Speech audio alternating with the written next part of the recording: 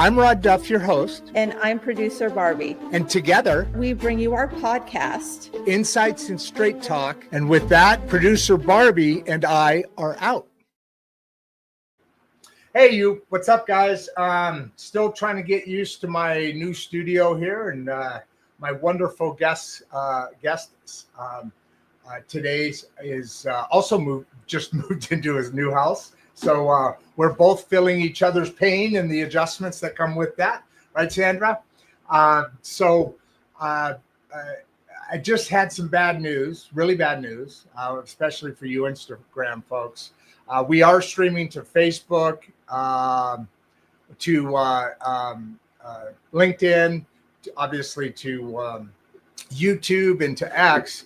But I just got a notification from Instagram. It wanted me to correct something, and we were going live, and I said, screw that. So my other choice was to take it off. So sorry, Instagram. We'll have to send it out to you. Or maybe Sandra, you can help with that as well. So today's an awesome topic. It's selfishly also an awesome topic, or one I've been looking forward to for quite a bit. The young lady we have here, and I can say young because almost everybody is young. Basically, everybody is young except for me. You know, I mean all respect with that, Sandra. The young lady that's co-founded a very amazing company that works a lot with our industry, with this industry. So, like I said, selfishly, and I told her. I want to hang out with her in the green room a little bit afterwards and chat about some things because she's got, like I said, she co-founded a very successful company. I'll let her get into all the details. One thing I didn't get in with you, I started to talk, is that as you come in, you got, like I said, we got about 10 minutes. We already got, hey guys, thanks for coming in. I see 4 or 5 people popping in already. Would you spend the next couple of minutes when you run in there, Sandra, when you come aboard, come on stage, when we go arm in arm down this conversation together and kind of give and I said that we talked about this in an email, but I didn't. This is the one point I like to get to at the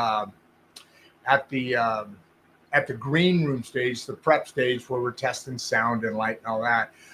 One thing is that we really need to spend a few minutes. We're up to 25. Okay, I better cut this short so you have enough time. What's the journey to the journey? You know, some people have gone back to birth.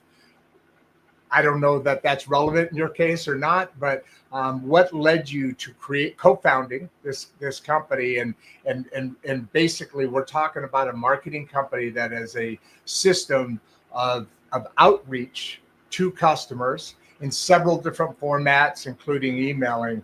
And but you know, it's always best when we host. Don't steal all the time. Just talk to the experts, like my new best friend in the world here. Sure. Why don't you jump in? It looks like we're over 25, 26 people. Why don't you kind of take us down that journey of yours that led to the journey, and then we'll probably be timing it out pretty good as far as the questions that start rolling in, because this is an awesome topic, and Okay. I recorded it locally even. And like I said, it's selfish as well. But let's get into it. Tell me about you. Who's you? Who be you? Who is you? Okay. So no, it did not start at birth, and it wasn't in kindergarten when people were like, "What do you want to be when you grow up?" And I did not say, "I want to be a marketer." That comes off as shocking to most people I work with.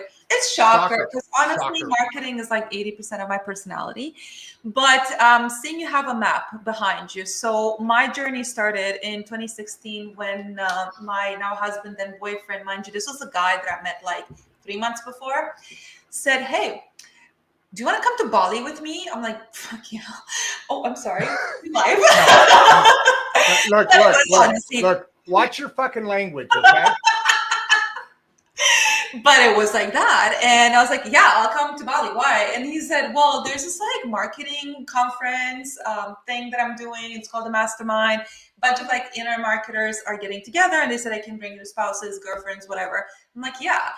So we go to Bali. I meet all these people with zero background in marketing. This is, by the way, the height of ecom and Facebook ads. And I'm helping Serge with his business. At that point, it was an ecom business. He was selling meditation and praying beads. And I'm seeing how he's making money when he's not even working. Like he's just like networking with these people and so on. And on the last day, we went to this like 5-star like beach club, and we were making more money than we were spending at the beach club. And I'm like, man, I'm gonna quit my job tomorrow, and I'm going to start working with you. Whatever you want me to Ooh, do. you got hooked. And Right it's there. like, yeah, You got hooked, man. Ooh. honestly, I did. And he said, yeah, actually, I could use your help with social media and whatever. So then I started learning marketing. Now, Hey, wait. Hey, hold on. I'm going to throw something out of it. You probably know by now. But did he set you up for that? Because this was after 3 months, you said, right? That you guys started seeing. So he's looking at you, just sitting in the background going, holy shit. I'm going to run this by her and just innocently ask to have a wonderful Bali experience, knowing what you're going to fall into. He knew that, didn't he? maybe. You know what? Why not? I bet you did. Ask him. The people that want to travel and work and the people that want to stay in an office, they have a hard time just building their lives in a way that satisfies both, right? So it's different people. Maybe he was sneaky like that. And I'm glad he was, because honestly, I came back, joined him. And then he was like, let's open up an agency. I was like, sure. He said, you have the sales skills, because I used to work in sales, shocker, I know. And he had the marketing skills. And long story short, we started our agency. It was more traditional, as in we're doing. I was going to ask that. Yeah. When you say co-founded, so it actually started after you came back from Bali, obviously. Yeah.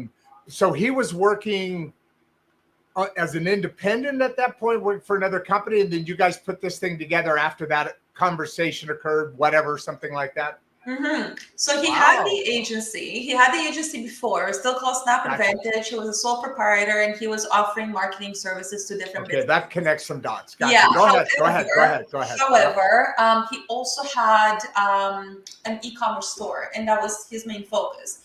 So when I say I co-founded the agency, what I really mean is we incorporated, and I took 50% of everything he's got. And that was 7 years before we even got married. So when we co-founded, we created the agency that it is today. But the agency actually was created, I don't even know when. The guy was doing marketing before marketing was even a thing. Okay, I was just trying to get a curve on the length of the company. Yeah. And so there was an establishment.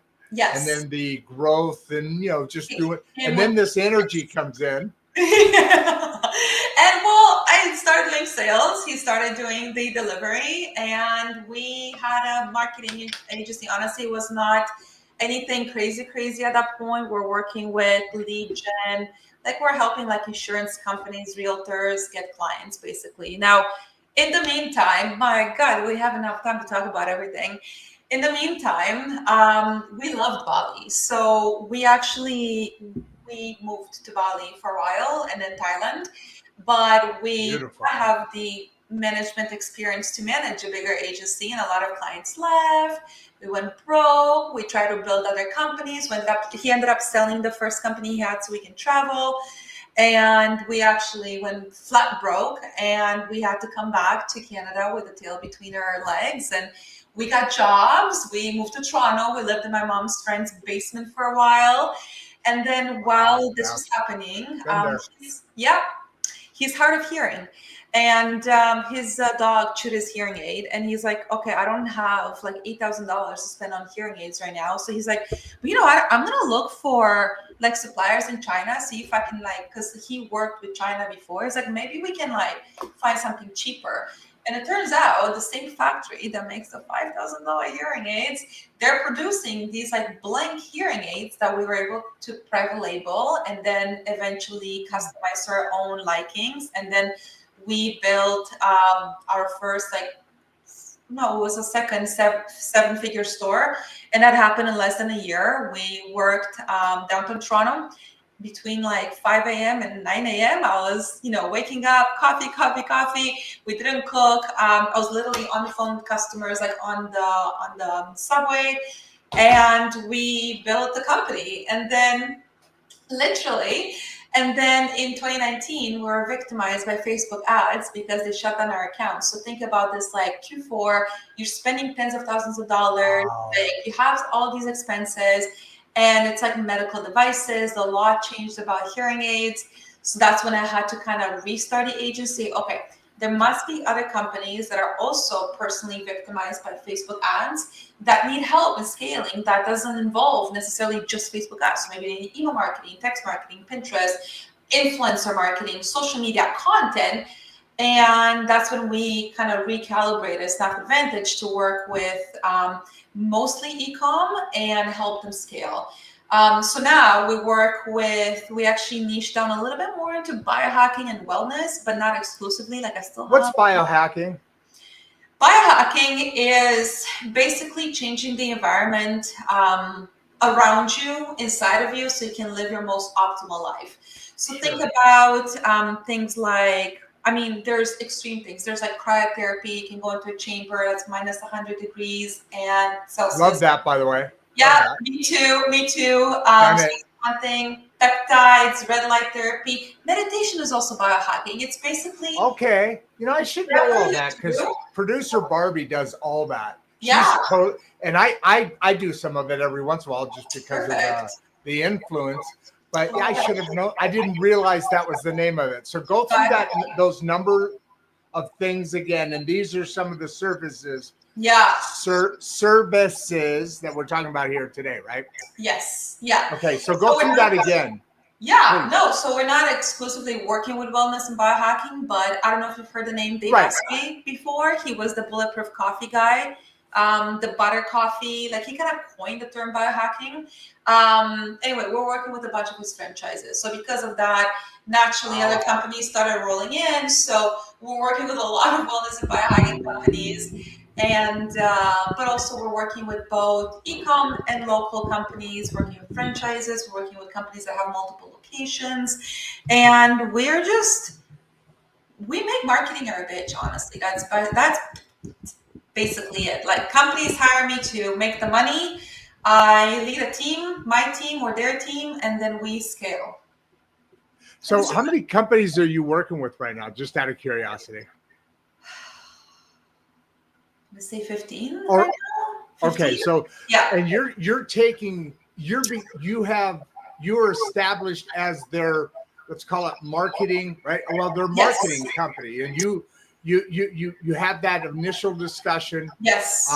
You tweak along the way, obviously. Yeah. And you have that onboarding. Yes. And then through that, you develop a program that is interactive between you and whoever their people are, people are, and then boom, that's what it is. You are their marketing company. Yes, we are. What does that look like? What does that look like? Yeah. So we like to be lean and mean. We were a bigger agency before in the sense that I had a lot of like team members. And then I found myself doing everything but marketing. My true passion, didn't start in kindergarten, but my true passion is strategy. Like I'm the person that will sit down and write you a 40-page strategy on how to scale your ecom in a day, and then I'll present it to your board of director, no problem. But you get me to do HR and manage a team, I just want to cry. So I don't take more than 20 clients at once, but I figured out a way to do it better. I started serving as fractional CMO for companies that have teams already, and they just need a strategic leadership. So if someone needs strategy, or maybe someone who's just starting out is consulting, but usually it's scaling companies, and they have either an agency they're working with or multiple. They have maybe a social media marketer, an email marketer, they have the ads guy, but there's nobody to actually kind of manage the marketing. That's when I come in and I strategize, I make sure the execution happens.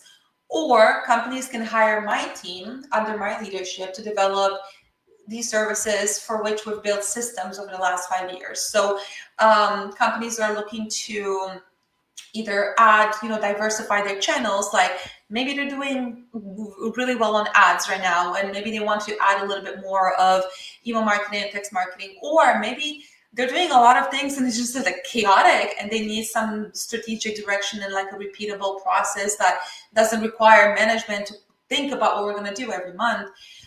We have the processes for that. So I have a really good mean and lean team. And we found our sweet spot is up to 20 companies, because either Serge or I could be involved. Okay. And we're taking the lead on a project. And it's also brings me joy to be part of the companies. So now we do have companies now that have like 4 locations, 3 locations. One of them wants to be at 20 locations in 5 years. So it's still one company but multiple locations, which is fun. Very fun. We're very boutique. So we're, when we're working with a company, we're not just like, it's not boring. It's fun, but fun with a purpose. Like I'm part of their team. I will butt heads with them. I will have to answer to investors on why I'm doing this or that. It's challenging, but it's fun. It's good. I love it. And, also one of the reasons why you're getting questions. Yeah, no, I have a number. I have stop and I can answer. I have a number of questions here, and I've been because you're just that was a great intro, by the way, as far as your journey to the journey. I mean, there's so much in there that was very connected some dots for me, like I said early, because I mean, you look at like your media packet and the different things we're scraping off the internet. We use a lot of automation and get information about people, and so we try and sound as somewhat intelligent as possible. That's limited, but we go there, and so when we're doing that. Sometimes I'm looking at information and going, okay, that's cool. But when you lay that out the way you did and going through the journey that you did, first of all, you and your husband came together for a reason, because that was one hell of a. I always like to say that people are out there for us who put lights across our path, because it's never a straight line. It goes like that, and it has to, and it should. Because you guys gained a lot of experience from that over the years, obviously. Yeah, and we learned from each other too, a lot, and we're still learning. Great combination. Yeah, and that's never going to stop. And I love this, man. James Show here, another obviously podcast. What's the first step you take when scaling a new brand? There's a number of questions that came in right as you were going through that intro and then diving into what you're doing. I really want to talk about what your marketing program also looks like. What a picture of that would look like, because it's multifaceted. And so let's get into some of that, and let's start off with the James show here, and let's do it. Sure. So James, the first thing that I do, regardless of the industry, regardless of the size, would be a full audit. So we're looking at what works and what doesn't work. A lot of the times we're looking at we're looking at different marketing pieces, and we think something works, we think something doesn't work, because we think something works because it's really easy to pull information and numbers, and a lot of platforms, they like to take credit for a lot that happens. Sometimes we think something doesn't work because it's not as visible, right? So social media, for instance, or influencers. So the first thing that we do, or I do, is I have an audit on every single channel that is making you money or supposed to make you money. So I'm looking into your website. So let's say you have an ecom store, looking at your Shopify. I'm looking at all the numbers. So data-driven decisions is a must. Looking at all the channels, looking at how much money you're spending, what your target is, looking at the activities in your company. Hold. Okay. I warned you about this. It's fine. Whoa, Nelly. Warn me that I can have my coffee, so there you go. It's good. It's good. So, the data part is something I get fascinated about. I ran a machinery business. We built equipment. We sold equipment. I was landlocked in Chicago area because that's where the business is. Some of our equipment was like 25,000 pounds, production equipment.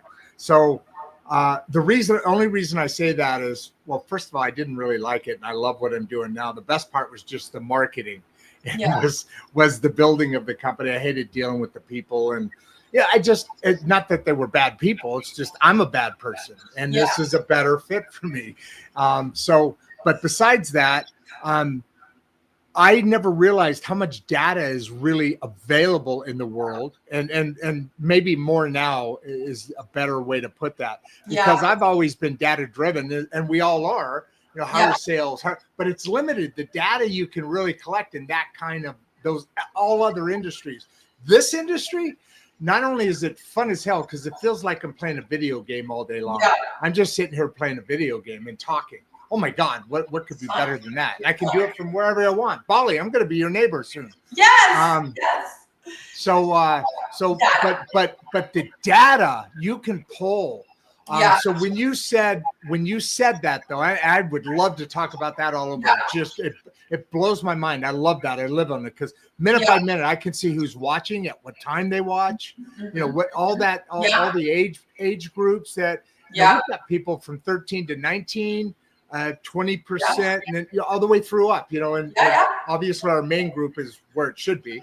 Yes. Nothing against you kids. I apologize. I do have a 13-year-old.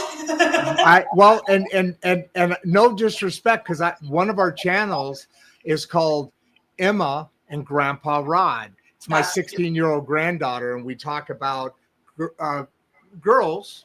Obviously driven because she's a girl, but that age group and what they go through and the pressures and at 13 you already better have your makeup down or you're going to be outcast. Absolutely. Social media's, but back to the point. Totally. What caught my attention was you said those medias. So do you run across all social medias? What is that? That was a long way to get to this, but there's a reason I did. What do you work on?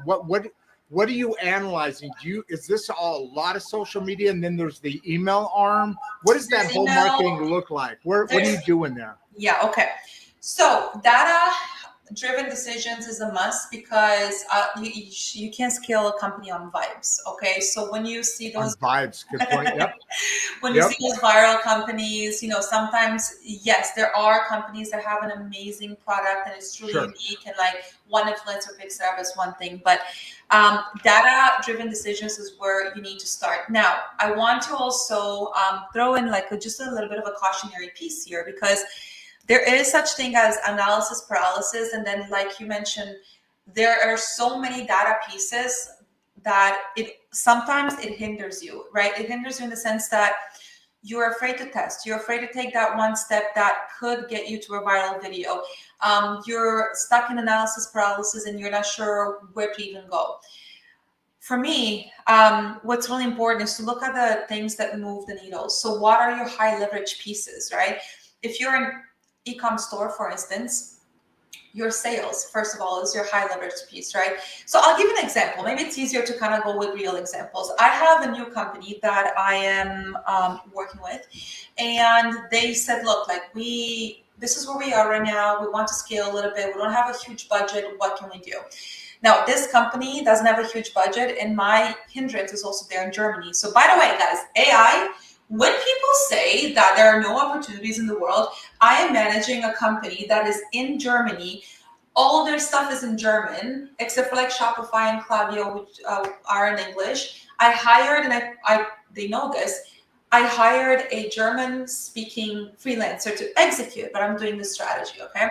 So I have this new company, and they said, we don't have a huge budget yet because we're spending a lot of money on producing new product, which we know is going to bring you sales. So cool.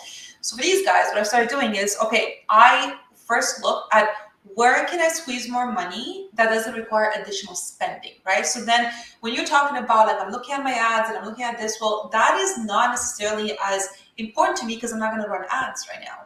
So what I looked at was, their email marketing list. Their email list is an asset. So what I realized is that they have thousands of people that are buyers and subscribers. So the first thing that I did was, we're going to split the list in 3 different lists.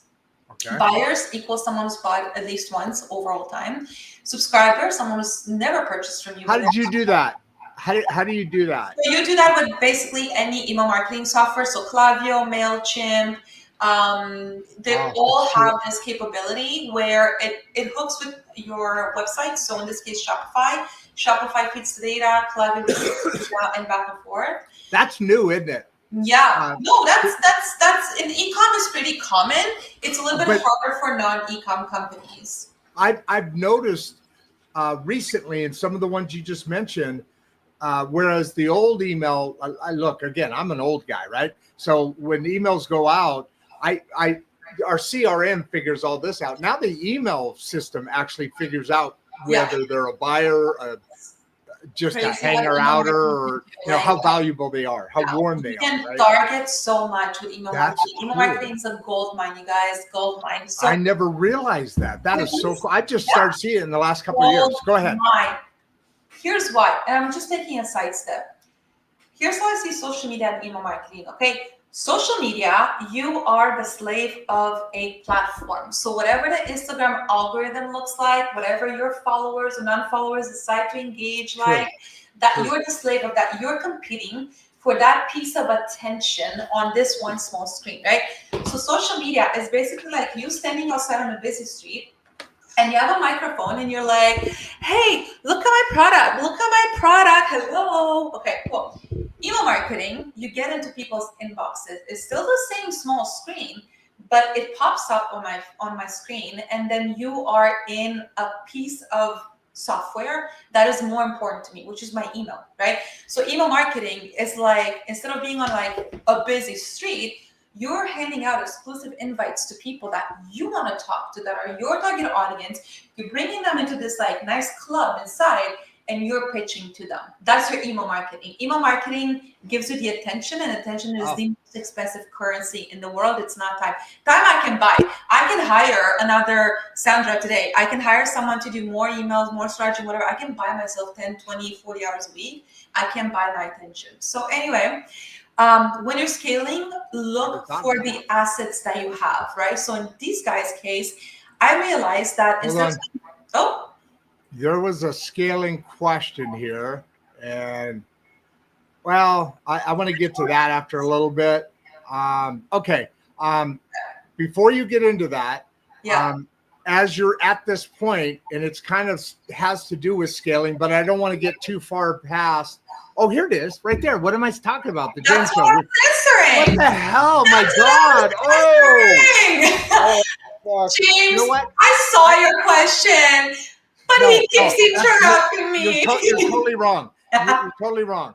I gotta remember that I'm a host on this show. I'm not a dude listening, and I forget what the fuck we're talking about.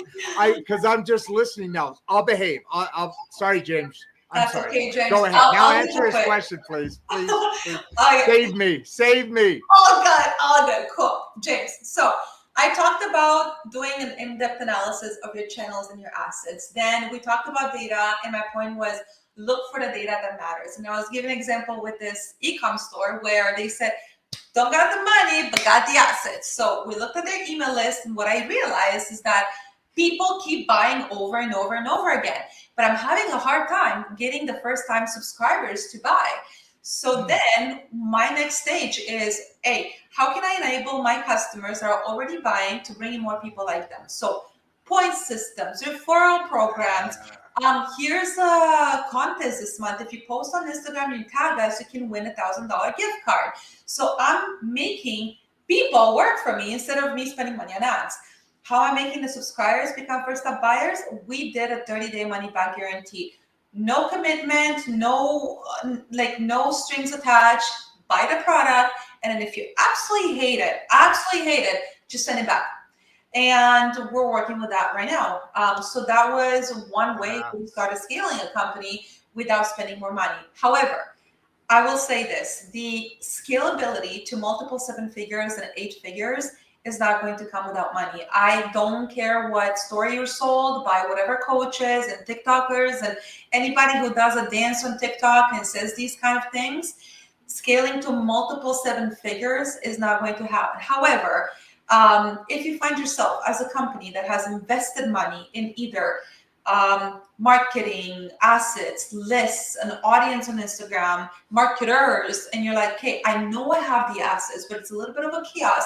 I need to figure out where the opportunities are in my assets. Yes, there's an opportunity to scale without spending extra money. However, what you need to do here is find a repeatable model and say, okay, now that I have 1,000 customers and my rate of referral is 10%, what I need to do is find out how I can get 10,000 customers. The first way I got 1,000 customers, so I can continue getting more referrals, right? So what you want to do when you don't have the money is find those repeatable systems, but you are still going to have to spend money. However, you need to optimize your funnel first. James, I hope that answers your question, but if you ever want to have a more in-depth conversation, I'm making myself available. Well, I'm going to, I have a good sense that right at this moment is a good time to do our first copy and paste. Go ahead and give yourself a little shout out if you don't mind as I do this. Yes. Perfect. Hey, why is that name change? Oh, I got to change that. Oh, anyway. Oh, all right. So there you are. My husband's name. What's that? The name change? No, my name changed. Sorry, because mine too. Yeah. So like you might find that my name in some platforms is my maiden name. Gotcha. That's right. Gotcha. All right. No, I was talking about myself. Sorry, I was being selfish. There's no SEO when you get married and you take on someone else's name.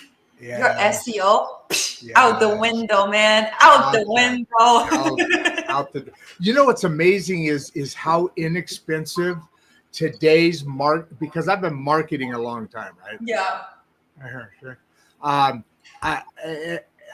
refer to in 2014, which isn't that long ago, was basically the origination of where this kind of stuff opened up.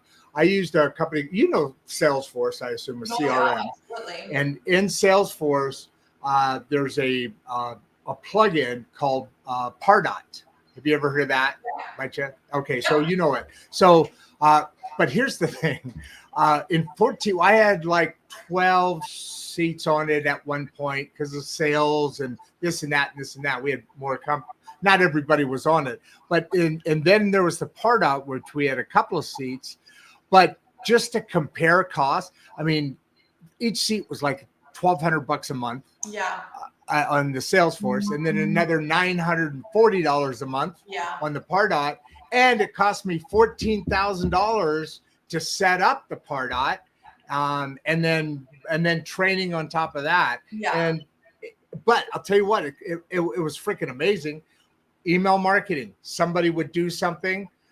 It would come in, it would see this thing happening, and now it's all automated. So what you're talking about is being able to establish a much more improved system than what was before at a because now it's fractions of a penny per exactly per email blast or whatever. Yeah, it's crazy. Exactly. Go ahead. I wanted Salesforce. Also, as far as products to double down on, let's bounce a couple things around because you're not being ready. Hey, you guys, Mac, and the rest of you guys, you're not being very consistent. I'm actually having to work here. Listen where she's talking. And, would you guys kind of start following the script and make my job a little easier? Whoa, I'm leaning way over here. See, I'm whining so much. I'm walking off stage here. But in the meantime, Mac, we're going to answer your question because we got a very smart Sandra with us. And thank God she saved me twice. And we're only at the second question. How do you decide which products to double down on? Talk to us. The ones that make you money. If you are a ecom brand, or let's say a product-led brand, whether it's in brick and mortar or ecom versus a service business, which is still a product, right? Like your package, your service. Absolutely. It's a little bit different, but you want to look at a couple factors. So first of all, what is the one product that your customers are buying? What is the one product that you are getting the most inquiries about, or your ads are bringing attention to? And then aside from that, what you want to look at, are you having any production problems? Like, are you producing them in China, tariffs, wherever it takes 8 weeks to get here? Maybe it's not worth it. Are they bringing you profitability? And very important, is it a repeatable product? Because if the product is something that someone buys only once, you're going to be stuck having to work for that sale every single time, right? So I'm running an ad, someone buys the product so I can make my money back, but that doesn't leave you with a lot of money or budget for testing because you always have to cover the cost. Now, I would say a good product you want to double down on is repeatable purchase, has a good profit margin, is interesting, or attracts attention of your buyers or subscribers. Now, there might also be products that are products you don't necessarily are your top sellers, but are your top attention grabbers. So when you are going on, you've seen ads before of products that attract attention, right? Because they might be a little bit cheaper, they're fun, whatever it is, and you click on an ad and then you buy something else. That is also a good product to kind of keep around. But as a general rule, what I advise is double down on profitability, guys. Like profitability is super important. Repeatable purchase, and your customers and your potential customers are very interested in it. Those are the top three things. And then additional from that, like I said, there might be production, items. There might be things attached to that product that you want to sell. You don't really care about the product that much, but it's some things attached to it. Like in my case, it's always been social media.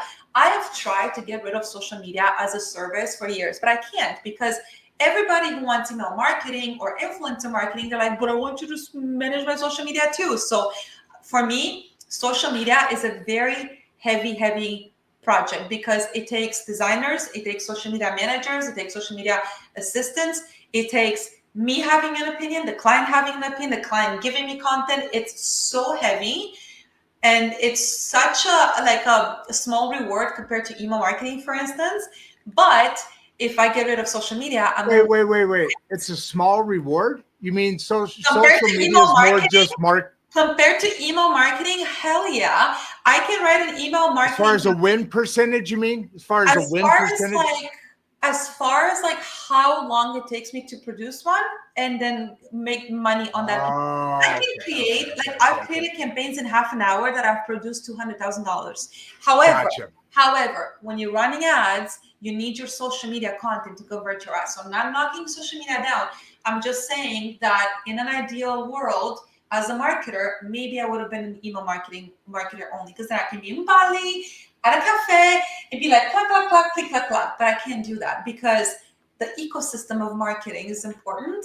And back to data, you can't always pinpoint what made that sale, right? Because someone's seeing your ad, they're like, maybe I'm interested, but I don't know. I'm gonna look them up. They look you up. They go on your YouTube. They go on your Facebook. They go see your reviews. They go on your Pinterest, whatever. Then they follow you on Instagram. They're still not convinced yet. And then maybe okay, I'm gonna subscribe to an email. Then they're like, oh, but I like what they're posting on Instagram. Okay, cool. Maybe I'll buy from them. Then they receive another email, and then you buy from that email. So your sales will be attributed to that email, but in reality, you know what else? The ecosystem. I'm glad you're putting it that way. I think. Sorry, we're talking about a freaking mess here. I'm trying to get organized, but you were saying earlier how humid it is, and I straightened my hair today, and it's like, oh my God, I'm in Arkansas. It's 113 degrees outside. And I'm in a brand new house that, I've got to replace the windows and everything. They're single pane. I've got an air conditioner blowing on me, but I have all these studio lights, and and they're hot. Yes. 113 plus this. I'm going to be like Monica from Friends in that one episode. It's fighting me to be able to stay without being in a sauna. So so that makes a hell of a lot of sense, but you also made a point that kind of hit me in that in being in sales and marketing, there's a rule, I'd say unwritten rule, but it's not, it's really a true rule where you have to touch somebody at least 9 times. The numbers vary, 9 to 12 times. Yeah, even more sometimes now. Yeah. Yeah. And so the first couple of times they don't even see you. It's just like whoop, whoop. And then, but so that's what I get that now. If you also have social media and they're checking those things out, one, you're getting data, and at the same time, you're touching them again. Yeah. That's efficient as hell. That's the the bane of marketers' existence, because I actually got an email from a board of directors of one of my clients. I'm pushing the limit on some emails that we're sending with some clients where we're being ridiculous, right? And it's like, it's a bidding platform, and we're like, hey, you're either gonna bid today or you're gonna let the newbies do it, And his like board of directors guy, he's like, what is their marketing team trying to optimize with this? Like, what kind of metrics are they looking to optimize? And I'm like, attention, because for us it makes sense when we're sending emails every day, hey, look at my product, right? But when your customer is getting 100 emails a day, you gotta stand out. And marketing has changed the last few years. TikTok has changed the games. Like, if you look at TikTok companies that are on TikTok, they do not create content about their product necessarily. I don't know if you know Tony, the science guy. He roasts people, and then he talks about his science. It's not like, in today's economy, la la la, buy my sign. No, it's not like that anymore. It was, and I did that too before. So when this board of director person asked me, I said, well, first of all, it's reverse psychology. It's like, what it's meant to do is generate a chuckle and be like, fine, I'll buy. You know what I mean? Because as a company too, you want to have a personality. You can't just be dry. It's not just about your product, right? It's about what your product does for your audience. So when I say the bane of our existence is reporting, it's because there's never a straight answer to every single metric that I can say, this is the one. I can't say that because right now we're looking at even more. Like, we're looking at 15 touches before someone makes a purchasing decision. 15, okay. And it's compounding, right? Like, they're seeing this post, they're seeing this review, they're seeing this ad, so ads are expensive, a lot more expensive than when I started. In my Bali days, it was like, put in $1, get out 10. Now, test ads, get the data, like you said, get people in your system, get them in your email list, and figure out how to sell to people over and over and over and over again, either through repeatable purchases, or if you don't have a product that is, very repeatable, like the hearing aids, upsells, any sort of upsells, memberships, accessories, anything that can be purchased adjacent to your product. That's where the game is right now, because otherwise what you're going to end up doing is every time you run an ad, you're going to have to make sales in order to cover the cost. So then you can't test, you can't do fun stuff. You have to figure out how to do the replenishing game too.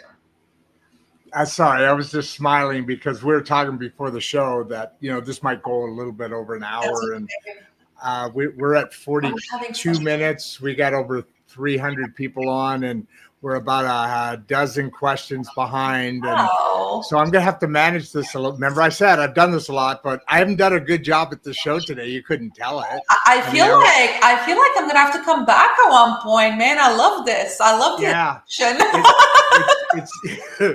I do too, and thank you. I love the attention, and thank you for bringing it. It's perfect. There's so much, and we'll get into this. Let me bounce around, because they're bouncing around. They're not listening to me. They're just throwing out questions whenever they want. Would you guys knock it off for a second here? Let me catch up. There's this comedian that says, I believe that learning comes from reading, and I believe in that. He goes, but man, have you ever looked at a book? There's just so many words. Would you just stop? Let me breathe. Put in a blank page every now and then. They're flooding us with a fire hose here. So just chill out for a second, guys. You make me work too hard. This is really, really, really good.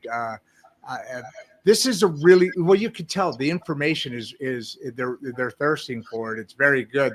There's a lot of people that are understanding and learning about this new way of business. What's also what I was thinking about is it's interesting because you're in a really good time for this, because, and the reason I say that, and that's just me, I'm just a dude, but I look at it.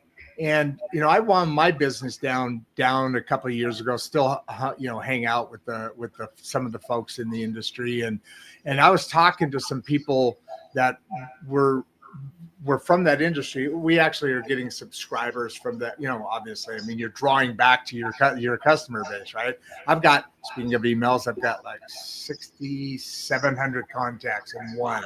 So there's some money just sitting there doing nothing. Yes, I've been looking at, and right now working on some automation of it. But my point is, let's put all that aside. Well, that's a green room discussion maybe for a bit. But the conversation we were having is the difference now. I'm actually early leaving the industry for the age of people that in manufacturing, in certain industries, they haven't it's not this industry, which changes every 10 and a half seconds. Mm-hmm. It evolves constantly. Mm-hmm. We were talking, a bunch of old guys sitting around after the show, drinking a beer, and we were just chatting, but we got onto this conversation of, the way we do business is going to be, and is already being, dramatically different. So the 30 and 40-year-olds coming in aren't better than I am in what I do. I've got 40 more years experience. Well, okay, not that much, 20, 30 more years experience than they do. However, they have tools, automation and so forth that I don't have or know anything about. Yeah. And now I have to keep up, and somebody like you knows how that marketing system and how people that are coming up, the now customers that buy, that spend half their day on social media. I have guys that are in a factory and they just listen to me, us, because they're doing something else. Drivers, sales guys, they pop it in and they just listen to it on the thing, right? Because they're driving so much. That's the way sales is. So there's a whole, I got to think that probably at least 40% of the old folks are still around. We're dropping off like flies, but there's still people that are making decisions and approaching marketing that are in their 50s, 60s, 70s, whatever. Especially maybe big companies probably aren't, but anyway, my point is, it's a great time to be there because there's a transition happening that you're in the middle of. You're the bridge. Yeah. I talk about the 40-year-old generation being the bridge generation because anybody after them never saw anything that I see. Yeah. There's a bridge. The world's different. And you're that bridge. Thank you for being a bridge. Thank you so much. Thank you. So jumping around, what's your go-to strategy? This is the other side. When things start to slow down, how do you manage that a bit? How does that, because it's not just putting more money in, although marketing and sales becomes more important when things slow down, but it's not in business always. I talked to a guy yesterday. They were slowing down, and what did they do? They laid him off because he didn't have the sales. That's common. Okay. It's very simple. Adventures show. You do more sales. Oh, another show. Damn. You do more shows. Go ahead. Yeah.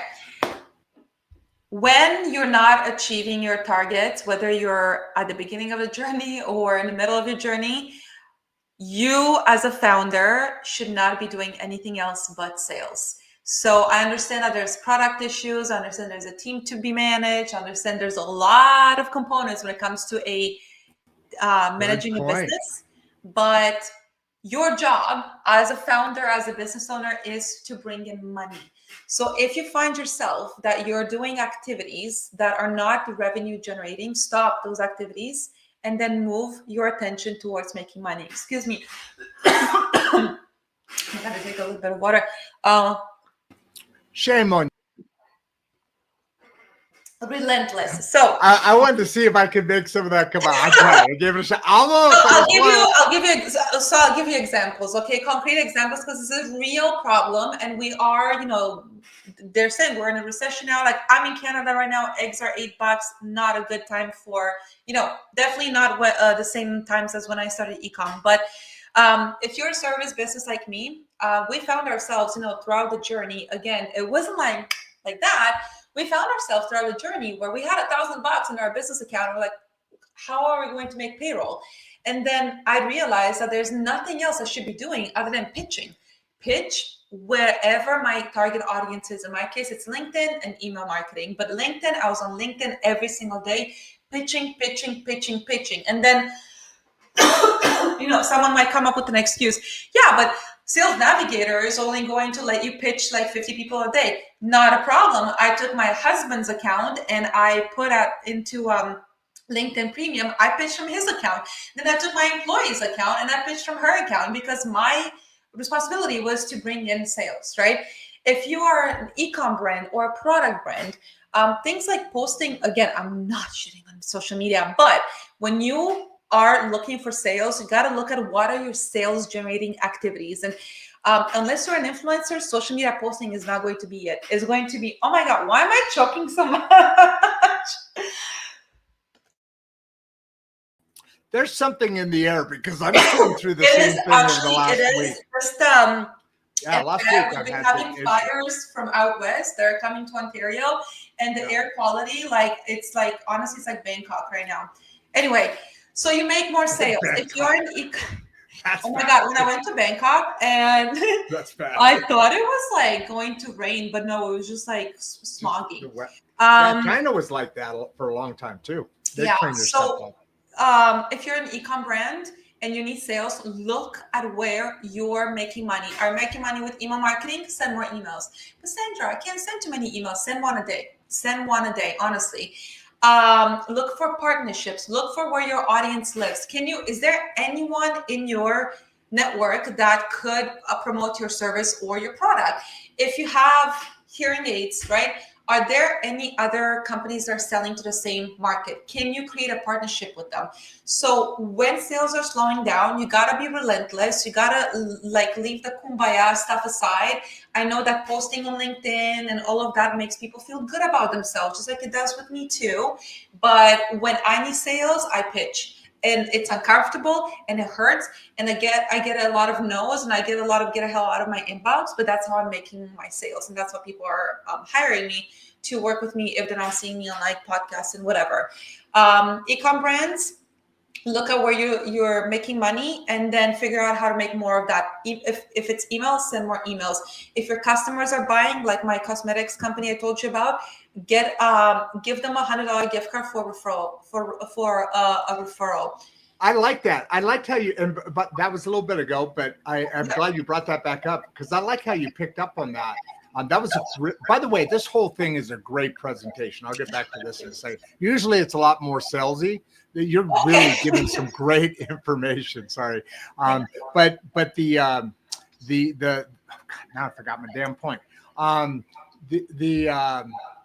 Remind me, would you, Sandra, help me out here again? The giving $100. I know they're giving the $100 gifts. Giving the $100 gift certificate piece, and getting somebody to make that first buy was because specifically looking at the data, you saw people buy over and over and over and over and over again. It's that first buy that's hard. So you picked up on that. Bam! There was a program that obviously is going to work. And it's working out great. Those kind of things that you're evaluating and pulling from data. Come from all the experiences that have been there, and it's and that's why I want to come back to what you said as far as that, and that's why I like the journey so much because people really they get into what they're doing and they're talking about that.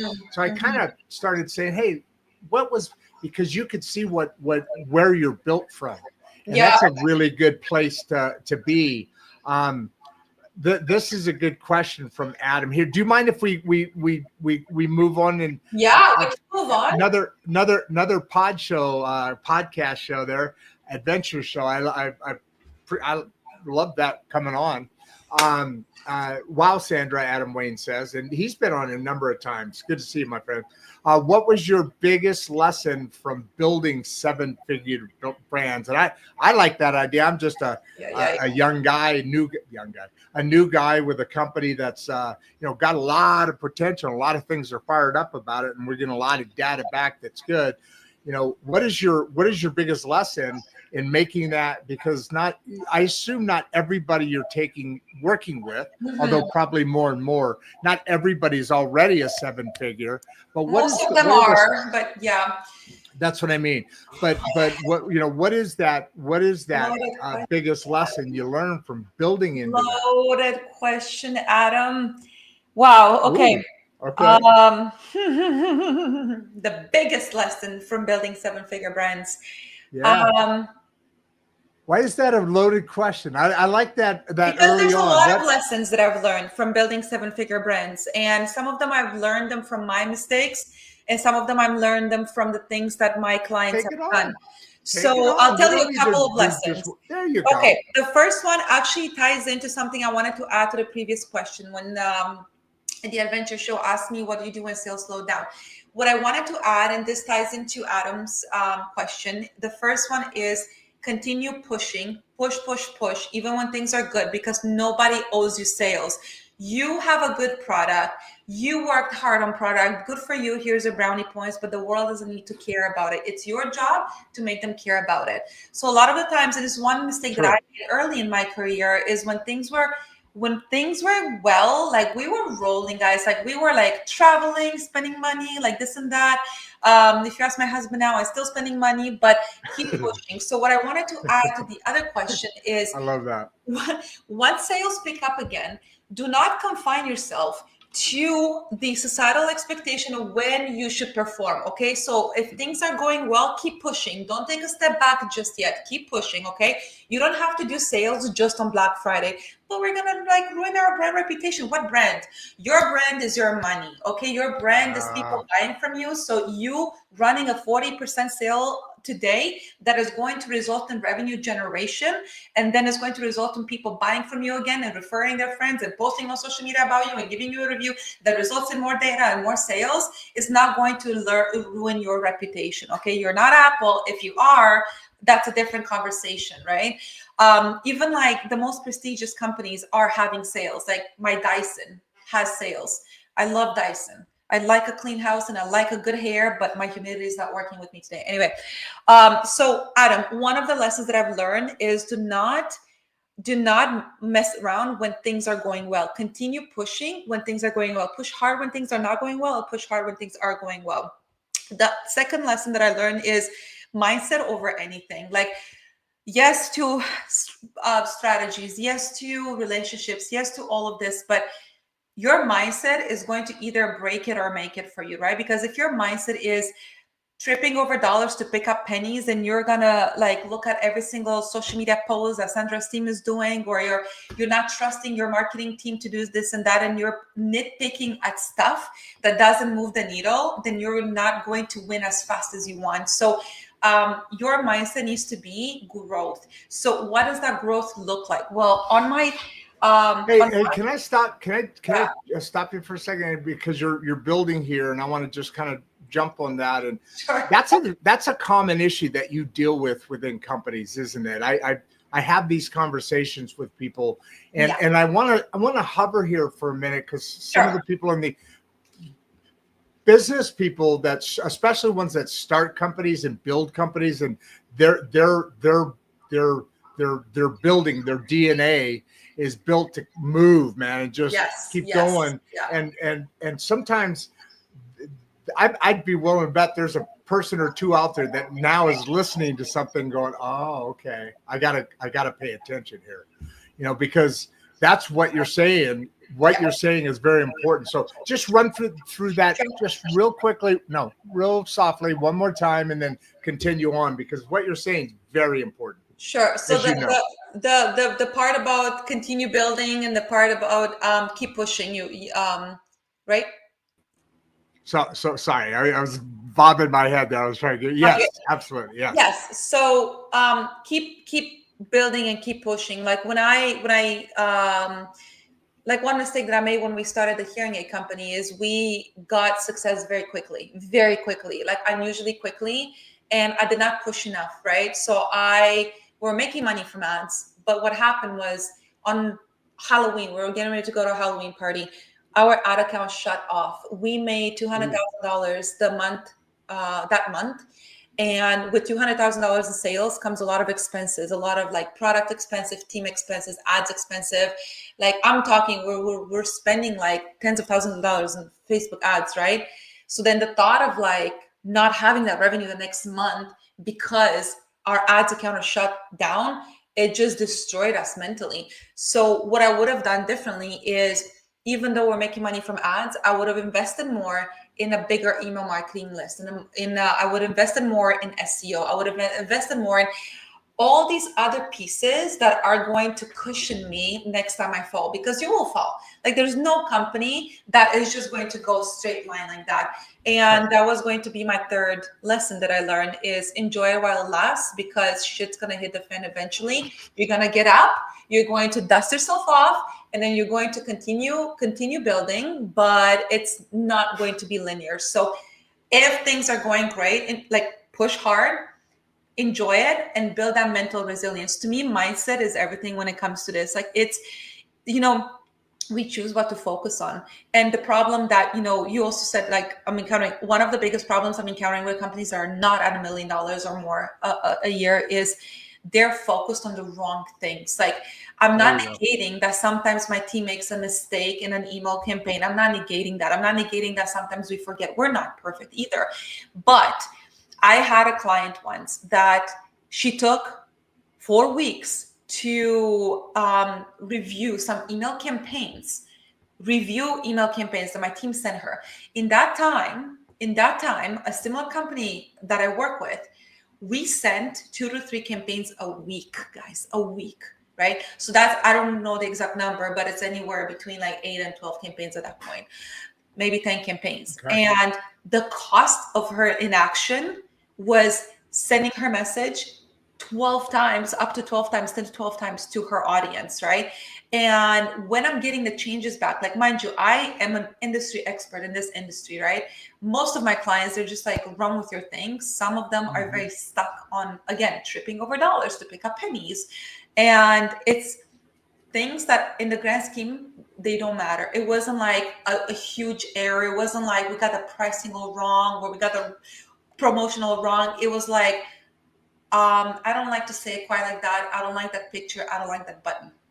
I'm having this conversation over and over again about let's move on from these things that don't matter. But how often do you see that in a that's probably a smaller company, first of all? Yeah, right? Not so often anymore. I've gotten a lot better at saying, guys, we're not here. Like, I'm not here to like stroke anyone's ego, right? So you will always have a different opinion than me, but your job, again, as a founder, is to make sales. Isn't that? It's exactly my job as a founder is to make sales and see the results of what you're doing. Exactly. I'm setting you up for those. You're a marketing company at this exactly point. So we don't see it as often anymore, but it does happen. And I get it.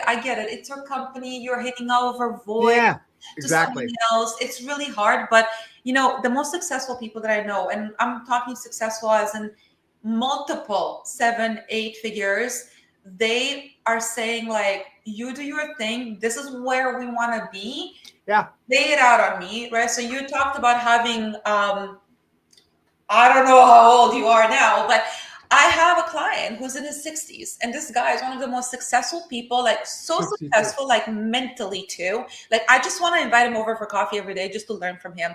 And like, when I start with all of these reports, like, Sandra, I don't care. He said, I don't care how many sales did we make, how many new memberships did we get, how many does the week make? Okay, cool. So yeah, if you want to send 1 email campaign or 10, that's up to you. And he's successful. Like, you know what I mean? So I don't see that as often anymore. I'm really glad that we kind of hovered here for a while, because it kind of brings up that point in the difference between success and hovering, not growing. And that's why I started. How often do you see this? And not so much anymore, because you're working with bigger companies, so it's not there. The smaller companies and others, I just want to. It's one of those things, you got to touch people several times before they go, oh, okay, so I got to stay out of it. Yeah, you got to bring in the experts. You're not going to. There's a bunch of sayings about this. You're not going to have somebody who's not an expert in something Yeah. surgeon, fix your, surgical thing, whatever. So that I get that Yeah. that applies. And then what Jennifer's asking here is interesting, and I'm not sure exactly because which marketing channels she mean, like social media. I know it. Yeah, I know exactly what she means, and I have an Okay, answer. highest ROI right now. What? Email and text marketing is your highest ROI channel. Text marketing. That and makes email sense. Okay. marketing. I bunched them together because they do work hand in hand. Email marketing and text marketing, 1 and 1.1. However, Jennifer, it might cost you money. Wait. What's 1 and 1.1 mean? Like not number 1 and not number 2. They're like almost at the same level. Gotcha. But Jennifer, it might cost you money to acquire an email list. So again, your job, if you are an email marketer or you're doing email marketing, is to figure out that repeat purchase rate and figure out upsells. Like if you have a product that replenishes, make sure that you're setting up your flows, your triggers before someone's, not only 5 products here, but before someone's like, I'm replenishing my hair I think this one's a 4-week one. I should be getting an email week 3 to say, hey, Sandra, if you want to get this before the end of the month, you need to buy now, because by the time we send your package to Canada, you're going to run out.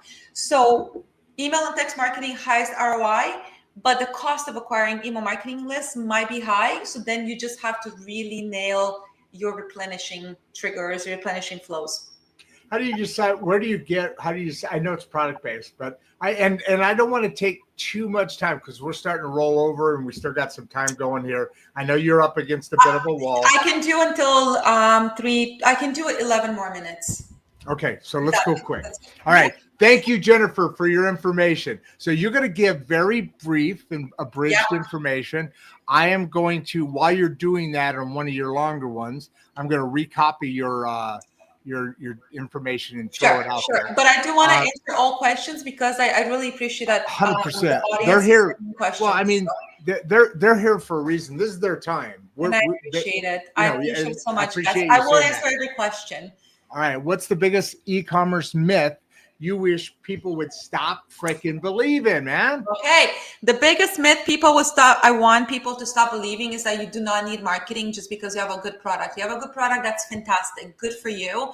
That doesn't mean the world owes you sales. So saying that we don't need to market because we have a good product is a myth. You need to market. Lululemon has to market. Apple has to market. You have to market. You have to do marketing. God, we're not going to have much time in the green room either, because you brought up marketing and you've also brought up testing several times. And I've noticed in some of the social media programs now, and this is all new to me, testing is something that's kind of showing up. Do you want to test this? See what the market says about it before it's actually accredited to you. I've never done that. I've been afraid to because I don't know any different. Lynn has how do you test a new product idea without spending too much money? And that's exactly it right there. Bam. Okay. Lynn, in the world of Meta or Google or platforms where you are testing, who has the winning campaign? It's the one that bids the highest, because these platforms are bidding platform. You're bidding for attention and you're bidding for clicks. So back to the conversation of we need to stop believing that just because our product is good, we are owed sales. Instead of, look, this is not a criticism. This is a reframe of how we're thinking about this. Please, Lynn, do not get mad at me. Because I get your question, budget restraints and all of that. But I'm explaining this because there's a reason. You're looking at a bidding platform and you're asking, how am I winning a bid without putting up the most money? And the answer is very, very, very hard. Usually you have to have relationships and you have to do other things, right? Like talk to people, whatever. I would rather look at how can I create the budget to make sure that I have enough money to test, because I really want to test this. Now, if you want to restrict your budget and say, I don't want to spend $10,000 just like test a new idea, I would say like a very, very like hard facts, optimize for sales, optimize for add to carts in the case of Meta, but also look at signals that are showing your look at signals that are showing interest. So maybe you're not optimizing, you're not getting a sale, but maybe people are adding to cart, but maybe not reaching checkout. Maybe people are reaching checkout, but they're abandoning carts. So then optimize at those points, right? Over optimize. So like if people are adding to cart, but they're not reaching checkout, optimize your checkout page. If people are reaching checkout, but they're not completing the purchase, have those email triggers.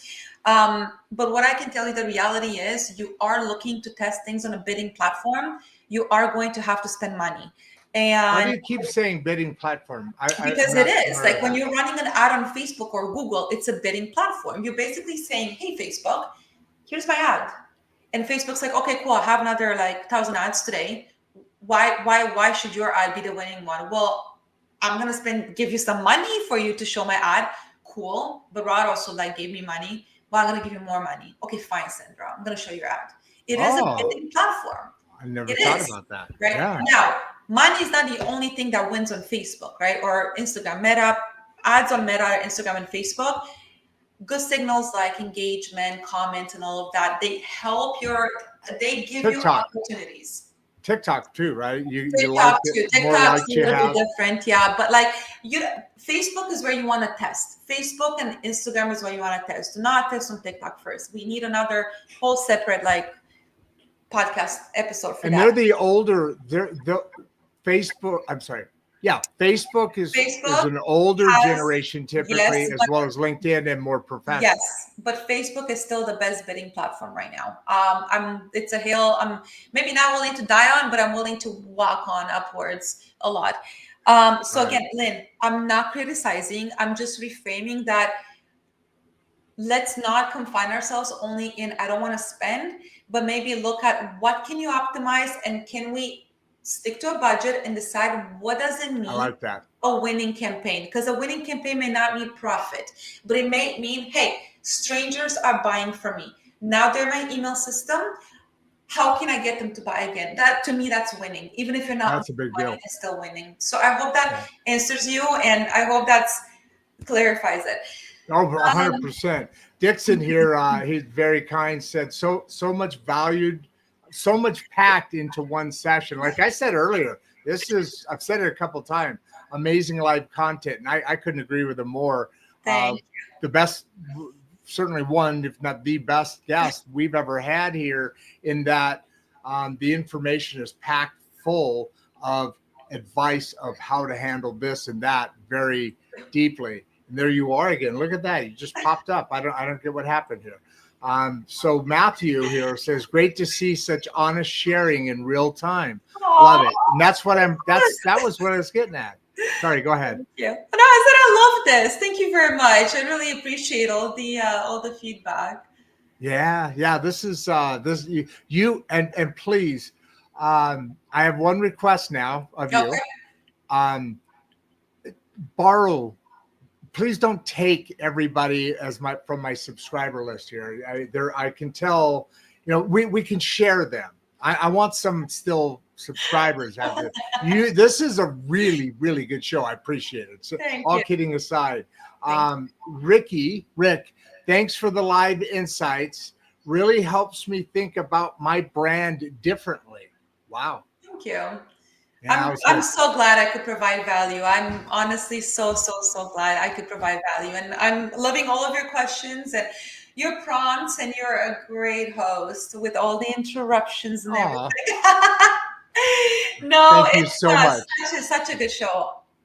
Oh, I appreciate that. And, it can only be a good show when you have a good guest here. You've got a really good fan base here, and you deserved it. You earned it. This is awesome. It's been fun as hell too. And you put up with, like I said, all my interruptions, and like a champ, man. There were some dingers that went out of the park here. Why don't you give a closing statement? I'm going to throw you back in the green room. Sure. Right. And we'll chat for a minute. I know you're pretty close. That's all Hopefully good. We managed that well, nice and comfortable. That was a request, guys, from early on, that we kind of keep that idea on the thing. So we did get a little rushed at the end, but man, right? I mean, was this not? This was a really good vibe, a really good information. Sandra, how do you wrap it up? How do you what do you want to say as a wrap up? Give you a wave, and then I'll put you in the green room. Yeah. honestly, like it's been such a good conversation. I'm very honored to be here. So thank you so much for listening to me and for sending in your questions. I don't know if like usually like I'm asked like, is there any kind of like parting advice or whatever? I don't have any straightforward. There's no magic wand, guys. There's no magic wand. But one thing that's helped me and has helped my most successful clients, like I said, is the mindset. I can't stress that enough. It's not the same thing for everybody. Mindset is different, but that mindset, True. whether it's that detachment from your sales, from your business, whether it's just like operating like a military every day, Monday through Thursday, and just having some fun on Friday, your mindset is going to account for a lot more than a lot of other things. Honestly, that's one thing that I wanted to continue sharing. Maybe next time we can just have a conversation on mindset. Yeah, no, I like that. That's a really good idea, and it's so true because it's all of it. It is not nothing. It is everything. Yeah. Give everybody a big wave. Can you hang out for me for a second? Yes, I will. Yes. And I'll see you on the other side. Okay, let me wrap up. And thanks so much, everyone. Thank you. You bet. All right. Wow, that was good. I'm glad I recorded that too. I don't know why I keep saying that, but I did. It's kind of new for me. I'm getting better at this thing, podcast host, I think. Well, not getting better, but I'm seeing more things. What a show today. That was fun. And that was very informative. I knew I was going to be interested in it out of the gate. And yes, Sandra's correct. There's something in the freaking air because you've seen it. And I was in Chicago as well. And, I moved down here a week and just over exactly 2 weeks. And same thing. It's following me, man. I hope I can get that out of my air, out of my lungs. You guys have been awesome as always. The show is got 3 parts. Fortunately, the other 2 for me, the other 2 are awesome. And that allows me to just be me and have a good time, just be a dude, a guy, an average, I've just been around. I know a little bit about a whole lot of things. And this is why, because it's fascinating to me to listen to Sandra talk about something that she's an expert in. And it's interesting and it's beneficial. And that's what the show's all about. What's that show's name? Oh yeah, Insights and Straight Talk. And you know me, I'm Rod Duff and I'm out.